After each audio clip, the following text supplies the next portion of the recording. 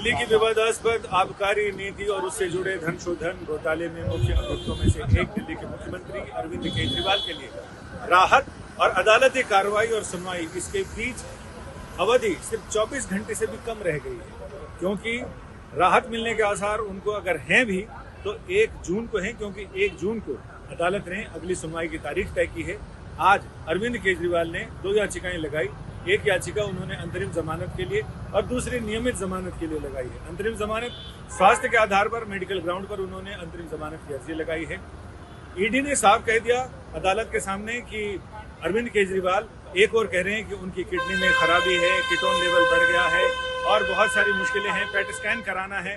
PET scan तब कराया जाता है जब डॉक्टर्स को लगता है कि कैंसर के कोई लक्षण है, किस अंग में किस स्थिति का कैंसर कहां तक पहुंच गया है, उसकी जांच पेट स्कैन से होती है। वो पेट स्कैन कराना चाहते हैं, डॉक्टरों ने उन्हें एडवाइस किया है। ईडी के वकील का कहना था कि अरविंद केजरीवाल पंजाब और बाकी कई जगहों पर धुआंधार चुनाव प्रचार कर रहे हैं, तब उन्हें स्वास्थ्य की दिक्कत नहीं आती है, लेकिन जब जेल जाने की नौबत आती है, जब उनकी अंतरिम राहत जमानत की अवधि समाप्त होने वाली है, तब उनको अपने स्वास्थ्य और उसकी मुश्किलें याद आ रही हैं। उन्होंने कहा कि अदालत नोटिस जारी करे, हम इस मामले में अपना जवाब दाखिल करना चाहते हैं। अदालत ने 1 जून तक ईडी को जवाब देने का समय दिया है। 1 जून को ही इस मामले की अगली सुनवाई है। और यह ध्यान रहे कि सुप्रीम कोर्ट में जस्टिस संजीव खन्ना और जस्टिस दीपांकर दत्ता की पीठ ने अरविंद केजरीवाल को 10 मई को यह आदेश दिया था, जिसमें यह कहा था कि अरविंद केजरीवाल को चुनाव प्रचार के लिए अंतरिम राहत दी जाती है।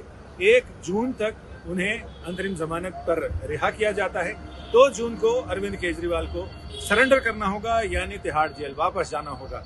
लेकिन जैसी कि लोगों को आशंका थी और जैसी कि चर्चा गर्म थी कि जब उनके सरेंडर का समय आएगा तो अरविंद केजरीवाल शायद मेडिकल ग्राउंड पर इसकी गुहार लगा सकते हैं, और वैसा ही हुआ। जैसी आशंका थी वैसा ही हुआ। अरविंद केजरीवाल ने स्वास्थ्य के आधार पर मेडिकल ग्राउंड पर अंतरिम जमानत की अर्जी लगाई। पहले सुप्रीम कोर्ट गए, सुप्रीम कोर्ट ने उनकी अर्जी पर सुनवाई करने से मना कर दिया और उन्होंने कहा कि इस पर अवकाशकालीन पीठ नहीं बल्कि चीफ जस्टिस ऑफ इंडिया वो इस पर निर्णय करेंगे। लेकिन जब ये मामला रजिस्ट्री के पास तक गया तो रजिस्ट्री ने इसमें किसी तरह की कोई अर्जेंसी नहीं पाई और उन्होंने वो याचिका खारिज कर दी। हालांकि जिस समय जस्टिस खन्ना और जस्टिस दत्ता की पीठ ने उन्हें अंतरिम जमानत पर रिहा किया था, उस समय ये भी कहा गया था कि इस दौरान अरविंद केजरीवाल चाहें तो नियमित जमानत के लिए अर्जी लगा सकते हैं। ये सारे ऑप्शन एग्जॉस्ट होने के बाद अरविंद केजरीवाल की लीगल टीम ने निचली अदालत यानी विशेष अदालत राउस एवेन्यू में 2 अर्जियां लगाई। लेकिन इन अर्जियों पर अब नोटिस हो गया है। नोटिस का जवाब 1 जून को आना है। 1 जून को इस पर अगली सुनवाई होगी।